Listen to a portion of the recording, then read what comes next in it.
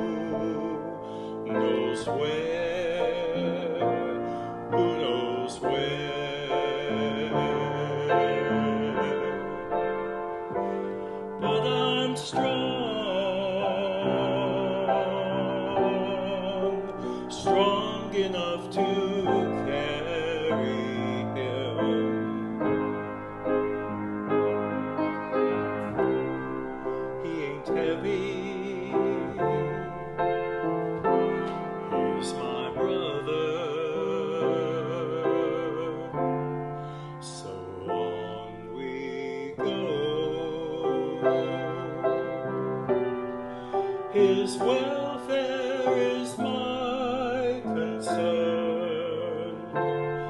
No burden is he to bear. We'll get there. For I know he would not encumber me. He ain't heavy. He's my brother.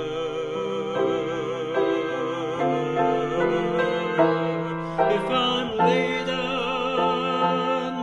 at all, I'm laden with sadness that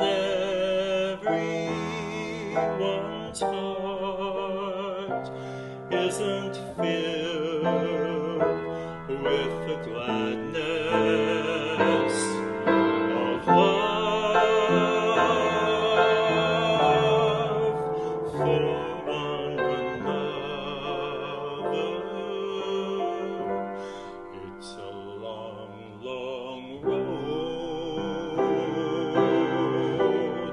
from which there is no return. While we're on the way to there, why not share?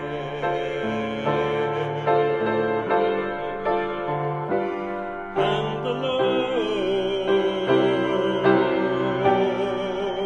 doesn't weigh me down at all. He ain't heavy.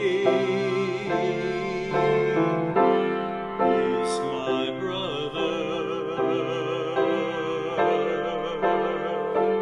He's my brother.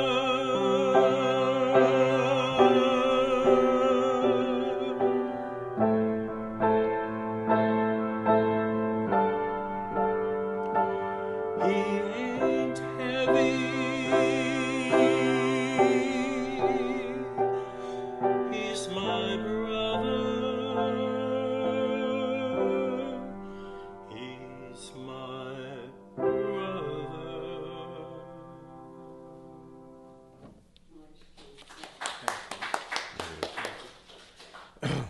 I love that song, and a lot of times when it first came out, we listened to a man sing it. We took it literally about somebody who's having to carry the weight of their broken brother. And then as Keith reminded me a little later, Cher covered it. And people were like, what's this skinny woman talking about, carrying a heavy man? And, they had to dawn on us. She forced us to dawn on us that it's a metaphorical man, that as we travel on this long road of life, that anyone we meet, that we lift up, we are, it's our pleasure, it's our gladness to lift up and those we meet along the way, because everyone we meet along the road of life is our brother, is our sister. Thank you again, Keith.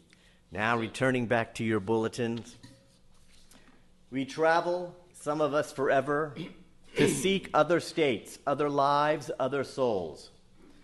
The most important reason for going from one place to another is to see what's in between.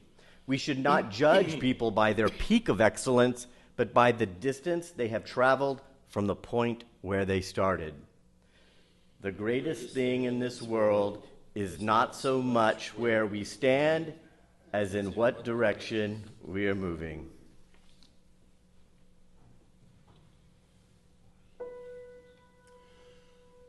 Long and winding road that leads to your door will never disappear. I've seen that road before. It always leads me here. Lead me to your door. The wild and windy night that the rain washed away has left a pool of tears, crying for the day. Why leave me standing here? Let me know the way. Many times I've been alone, many times I've cried. Anyway, you'll never know. Many times I've tried, and still they lead me back to the long winding road. You left me standing here a long, long time ago.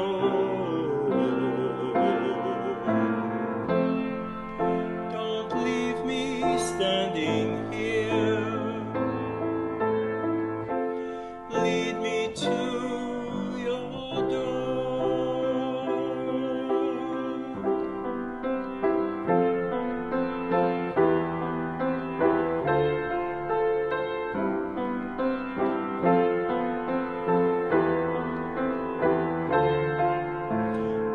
But still they take me back to the long winding road. You left me standing here a long, long time ago. Don't keep me waiting here. Lead me to your door.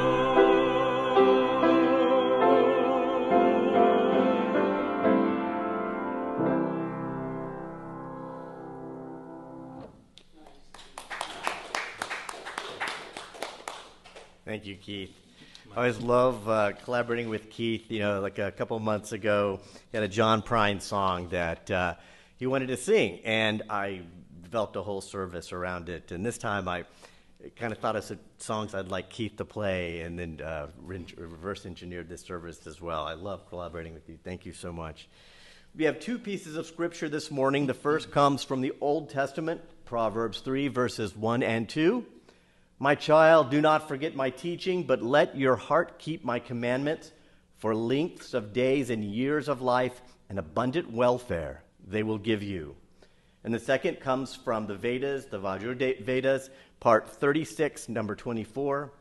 May we see the sun with our eyes for 100 years. Arise, O God-ordained one. May we live for 100 autumns. Now, I love these two verses coming from two very different religions across the hemisphere, but of course sharing a lot of commonality. And I love that both of these explain that if we live in accordance with the divine, and here Proverbs calls it the commandments, and in the Vedas it's referred to as dharma, which means law, but dharma sounds so lovely to our American ears. But if we live in accordance with the divine, we can have a long life and an abundant life. And in the Vedas, it's decided that the desired human life is to be 100 years because they recognize that there's so much work to be done. And while in North America, the autumn denotes a decline of vitality, the leaves turning brown, in India, 100 autumns is a wonderful thing. The monsoons are over, the heat is over. Autumn to them is a beautiful metaphor for clear, easy skies. Way back in third grade, I had a book about the solar system.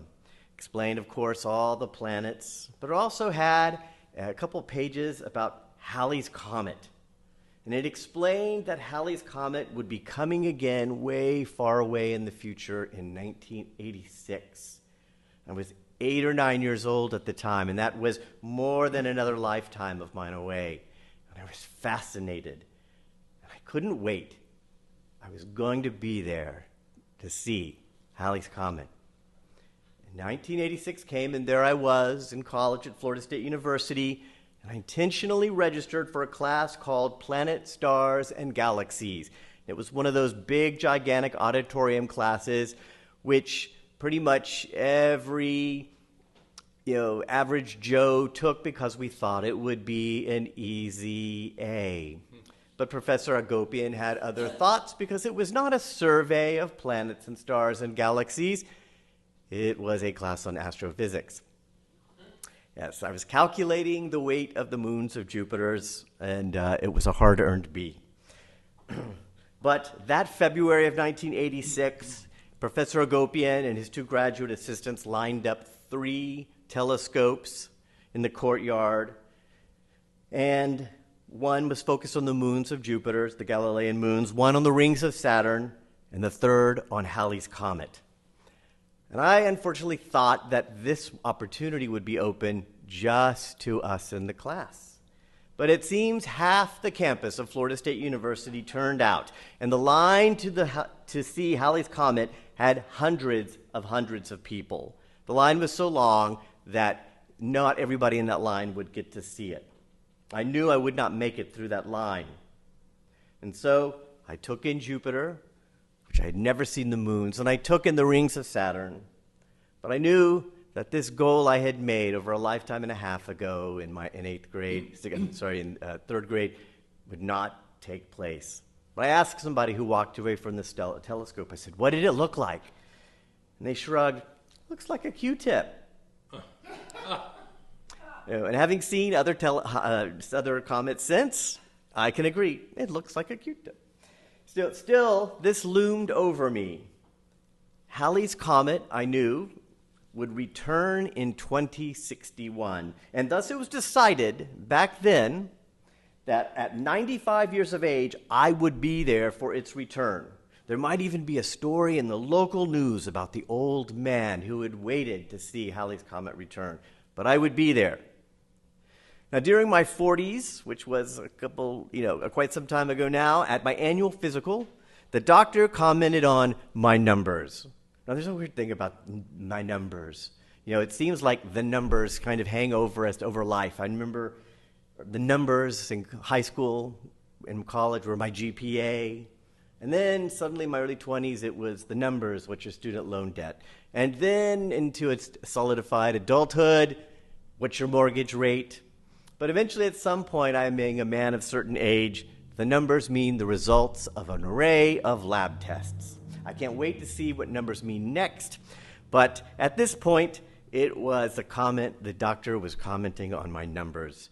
And he looked at them and he said, "You're on track for a nice long life." And I said, "Oh, good," because I plan to be alive in 2061, to see Halley's Comet return. And my doctor looked at me in the eye and kind of laughed and said, "Oh, you won't be alive then." And in my head, the petulant me said, "Do not tell me what to do, because no good comes from that. Do not tell me what to do." I remember in my early 20s when my mother said, "You'll never be able to run a marathon because you had asthma in junior high school." And what did I do? I immediately signed up for the Marine Corps Marathon and ran 6 more marathons after that. So do not tell me what to do, doctor. And I never mentioned again, but my doctor retired. And his replacement came in, this youngster who come off from New Orleans, and I decided to test him. And when he looked at my numbers, and he said, "Yeah, you're on track for a good, healthy old age." And I said, "Good." I said, "Because I plan to be here at 95 to see Halley's Comet." And my young new doctor said, "I don't see why not." And that was that. But yes, I know you're all thinking, what about that proverbial bus? I also think it in the back of my head. Knock on wood. The proverbial bus. The cynical intellect comes up to spare us of potential disappointment with things like that. That proverbial bus, which could come out of nowhere. But even in 1986, when given the choice between an actual future, a long one, and the proverbial bus, I doubled down on life. And thus I turned a common phrase on its ear. You've all heard it. You've likely said it a lot. Life is too short. Life is too short to stick with a bad boss, a bad job, a bad partner. Life is too short to put off dreams. My favorite, which I see out by pools, life is too short to drink bad wine. But think of this. We can do anything. We can endure anything. We can suck it up and endure unpleasantries for a short time. And I'm praying that this sermon isn't one of them for you. But because when we are stuck in situations, a job, a relationship, habits that run counter to our true lives, suddenly life feels interminable. It feels suspended. And it feels impossibly narrow. And by that I mean restricted, because sometimes it's all we can think of. A few years back, I was in my hometown, and my brother and his lady friend and I were at a dockside restaurant overlooking the bay as the sun set, enjoying local seafood. And my brother and I were making plans to go back to Alaska, a place we had lived as kids, to take a trip. And my brother said, "Well, it needs to happen pretty soon, because I don't expect to be alive in 5 years. And his lady friend and I looked bug-eyed at him, and he was like, "I don't know anybody who wants to be alive in 5 years. And we both, in sync, said, "I do." But I realized my brother, what he wasn't talking about, he wasn't bringing up, was that his sciatic nerve had been bothering him for a very long time, and he had ruptured discs and worn out discs in his neck that were going to require some surgery. He was in a lot of pain. So for him, life felt suspended, and the thought of a long life eluded him. He's gotten surgery, and he's got his nerve fixed, and now he's looking forward to a trip to Alaska. So yes, I like to say life is long. So for those of us who think a long life philosophy means it's okay to procrastinate, the joke's on us. Because remember, as Proverbs in the Veda assures us, this expanse is a result of living with the flow, living in the flow. And what is flow? Flow is always momentum, whether we like it or not. The scriptures assure us that commensurate with this sort of life are abundance and clear skies. And what do we do with abundance and clear skies? We get out there and we do. Last week, the aunt of a friend of mine, actually at work, I call her my work wife, unexpectedly died of an aneurysm. There's that proverbial bus. She was 78, no children of her own, still working a job. And to the bystander, that might seem like a small life. But when I read her obituary, I saw the long list of all the little things that she delighted in and loved to share. Parades, sports, desserts. It was long. And it became very clear that what this woman was all about. Because no matter who you were or where you were, she made sure you felt at home. And I suddenly realized that this woman's life, 78, whether it had been 58, was expansive. When his friend and collaborator, the engineer Michel Besso, died, Albert Einstein wrote, "For us believing physicists," and I lifted this from an email from Reverend Jim, by the way, "for us believing physicists, the distinction between past, present, and future is only a stubbornly persistent illusion." Let me repeat that because it's Einstein. For us believing physicists, the distinction between past, present, and future is only a stubbornly persistent illusion. Or for us believing metaphysicists. And so is this illusion of what we regard as length. The first week of geometry class, if you remember, provided us with a beautiful metaphor to apply to our lives, the Cartesian plane. Because at every moment, we are suspended between two axes. Behind us and before us runs the x, beyond what our mind can conceive. Behind us is the past, ahead of us the future. But in every moment, to our left and to our right, runs the y. Again, beyond what we can conceive, but largely, if not entirely, depending on your perspective and within your philosophy, not entirely outside of your control. When we consider the potential of this y-axis, we see our possibility for breadth, which, when we release ourselves from the illusion of material orientation, is yet again length. Now, while we're getting inspired by STEM, on his podcast, a popular neurologist, Dr. Andrew Huberman, instructed that if you want a vacation to feel longer, break it up into different activities. And by this he means, instead of going to an all-inclusive and doing the same thing the entire time, change up the venue, change up the plan every couple of days. Maybe a new location or distinctively different activities over your trip, a hike, a class, a shopping spree. According to Huberman, the brain, instead of retaining that vacation as a single event memory, will instead package it up into separate, multiple events. And you will return home feeling like you were gone 2, 3, or more weeks instead of just the one that you could afford. And based on my cruise last month, I can tell you this really works. But to what metaphysical end? One of the anthems for the 2012 London Olympics was a pop song called Proud by Heather Small. If you want to listen to it, go to our Facebook page on the way home and plop it up and you can listen to it. But it's called Proud by Heather Small. And among the lyrics is this refrain, which has stuck with me all these years. You could be so many people if you make that break for freedom. And this runs so contrary to the advice I was given by the previous generation growing up. You need to settle down. And by settle down, I was expected to do what they had done. Pick one thing, do one thing, be one thing. And not only did I fail to follow this advice, I failed magnificently. Many of you know, in addition to being a minister, I am a music professor at Northern Virginia Community College, and I spent over 30 years as a soldier in the United States military. I feel like I have lived simultaneously 3 lives at the same. Some good advice that I did take to heart, however, was this. Before the expectation of so-called greatness or success, we must be content to be a drop in the bucket. Wisdom I received while sitting in these very pews in my 20s and 30s. We must be content to be a drop in the bucket because we understand that the divine flow is long, eternal. In fact, my time in it as this specific physical entity, I don't know how long that will happen. But as we live and move within it, we understand how expansive our life can be and should be.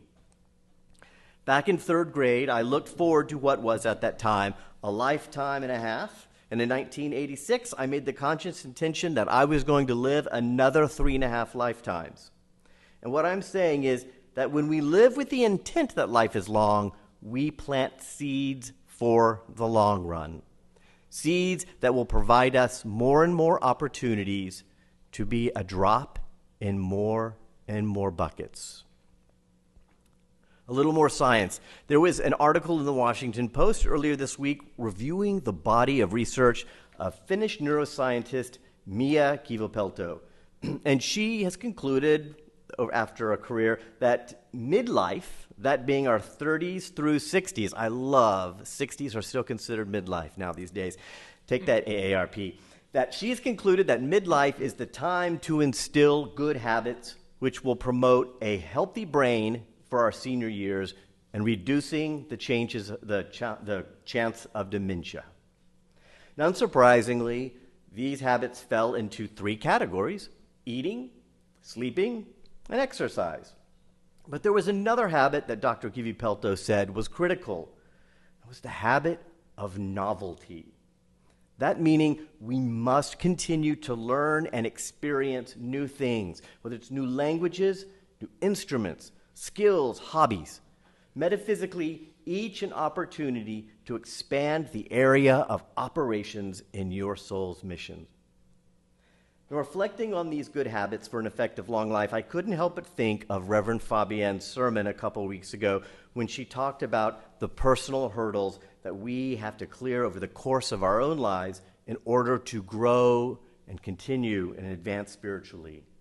There are times when the road of life is not clear or easy, but the road is there nonetheless. And sometimes we have to, according to her sermon, bushwhack our way through to the next opening, clearing away thickets that obstruct any aspect of this incarnation, clearing away issues in our physicalness, our spirituality, emotional thickets, intellectual thickets. Life is long. And when I say this credo of mine, I'm aware of what a monumental undertaking the road ahead of me is. To embrace that it's fleeting makes the gift of life elusive, something that slips through our fingers like sand. And allowing that perspective to dominate vast swaths of our consciousness impedes life of its potential breadth along with its metaphysical purpose. Life is short, yes, life is long. And metaphysically, we understand because all things exist in duality, so does life exist within these two perspectives. Life is short, is long. And within each of these, short and long, lies a duality. Subscribing to the life is short, we risk impulsiveness and thoughtlessness, but we can also think expansively in the moment, seeking new experiences in the now, new knowledge, new relationships, planting seeds for the future. Life is long. We risk excusing procrastination, taking the people and blessings in our lives for granted. They will always be there.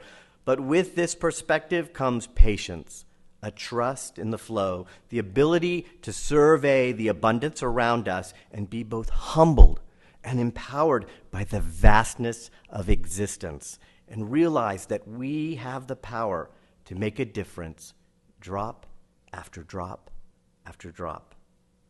The road is long. Continue to provision yourself accordingly. Close your eyes. Let's do a couple rounds of box breathing. Surrender your arms and your shoulders to gravity. The sides of your face to gravity. Breathe in through the nose deeply into the belly and hold it. And exhale. And hold the emptiness. Do it again on a count of 4. Inhale, 2, 3, 4. Hold it, 2, 3.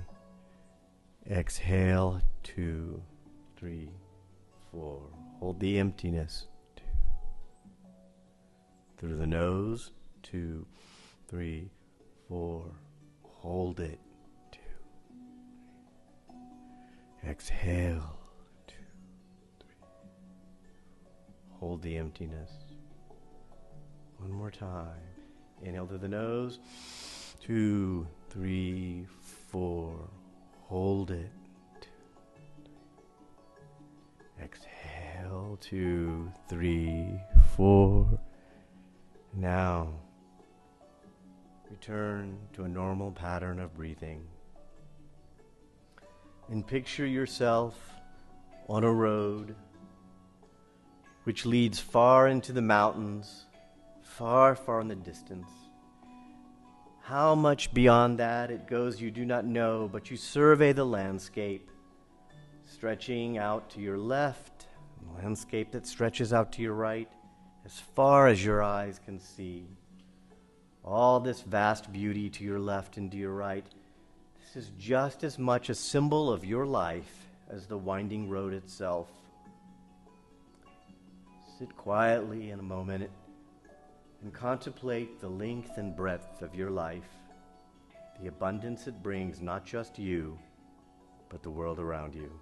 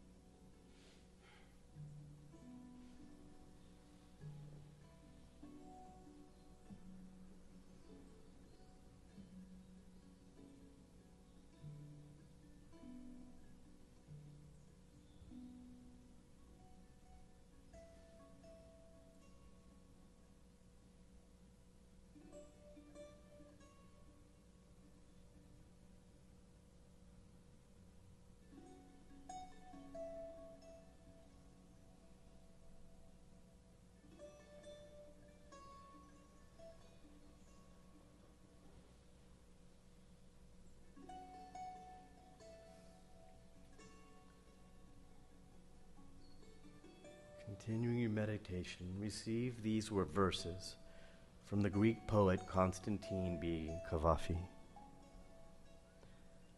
As you set out for Ithaca, hope your road is a long one, full of adventure, full of discovery. Laestrygonians, Cyclops, angry Poseidon, don't be afraid of them. You'll never find things like that on your way, as long as you keep your thoughts raised high. As long as a rare excitement stirs your spirit and your body. Laestrygonians, Cyclops, wild Poseidon, you won't encounter them unless you bring them along inside your soul, unless your soul sets them up in front of you. Hope your road is a long one. May there be many summer mornings when with what pleasure, what joy you enter harbors you're seeing for the first time. May you stop at Phoenician trading stations to buy fine things, mother of pearl and coral, amber and ebony, sensual perfume of every kind, as many sensual perfumes as you can find. And may you visit many Egyptian cities to learn and go on learning from their scholars. Keep Ithaca always in your mind. Arriving there is what you're destined for. But don't hurry the journey at all. Better if it lasts for years, so you're old by the time you reach the island, wealthy with all you've gained on the way, not expecting Ithaca to make you rich. Ithaca gave you a marvelous journey. Without her, you wouldn't have set out. She has nothing left to give you now. And if you find her poor, Ithaca won't have fooled you. Wise as you will have become, so full of experience, you'll have understood by then what these Ithacas mean.